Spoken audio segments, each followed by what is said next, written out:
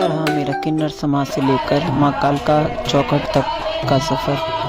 जैसे कि आप लोग वीडियो में देख रहे हैं, मैं पहले किन्नर समाज का अभिन्न हिस्सा थी। मैं भी बधाई बजा रही थी। मेरे मन में फिर भी एक अजीब सी कसक थी कि कहीं ना कहीं मेरे मन में माँ कालका को पाने की एक चाहत थी। इसीलिए मैं किन्नर समाज से अलग भी माता के कीर्तन व चौकियाँ किया करती थी, जिस कारण मुझे माँ से बहुत लगन थी और मेरे को बचपन से ही माँ की लगन थी और माँ को पाने की चाहत थी। और मैं आप सबको बता दूं भक्तों के बगैर परीक्षा के कुछ नहीं मिलता। अगर आप एग्ज़ाम ही नहीं दोगे तो उसका रिज़ल्ट की आशा कैसे करोगे? तो एग्ज़ाम देना ज़रूरी है।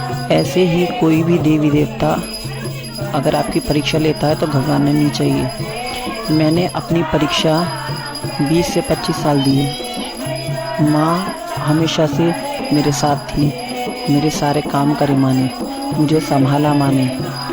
मेरी ऐसी ज़िंदगी में आने के बावजूद भी माँ ने मुझे बहुत सपोर्ट किया है।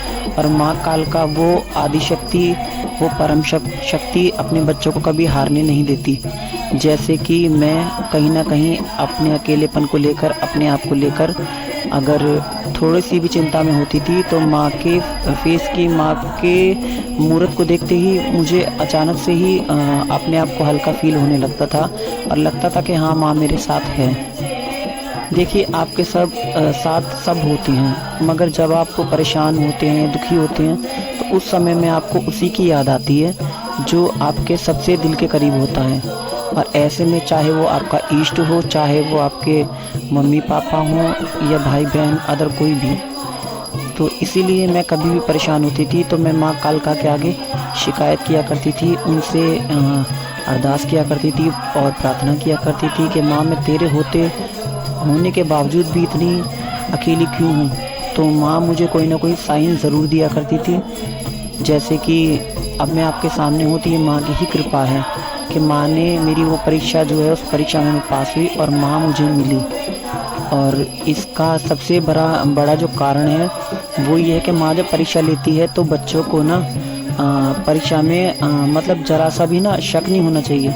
क्योंकि माँ जब परीक्षा लेती है ना तो माँ हर वो परीक्षा लेती है जिससे कि माँ देखती है कि मेरा बच्चा कहीं मुझ पे मतलब परीक्षा से परेशान होकर कहीं टूट कर मुझे छोड़ ना दे।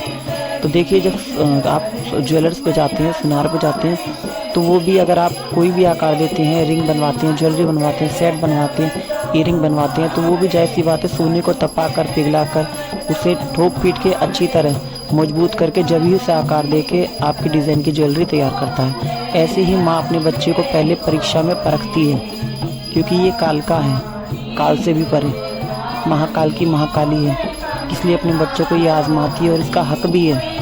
जब माँ से हम झोली फैलाकर कोई भी विश, कोई भी किसी के लिए कुछ भी मांग सकते हैं, तो जैसी बात है माँ भी तो हमें भंडार भर के देती है।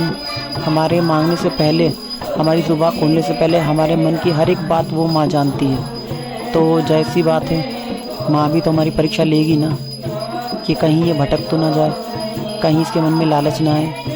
तो माँ अगर किसी को सेवा देती है उससे पहले माँ उसकी बहुत परीक्षा लेती है, जैसे कि मैंने दी। मगर फाइनली मैं अपनी परीक्षा में पास हुई और आज माँ मेरे साथ है।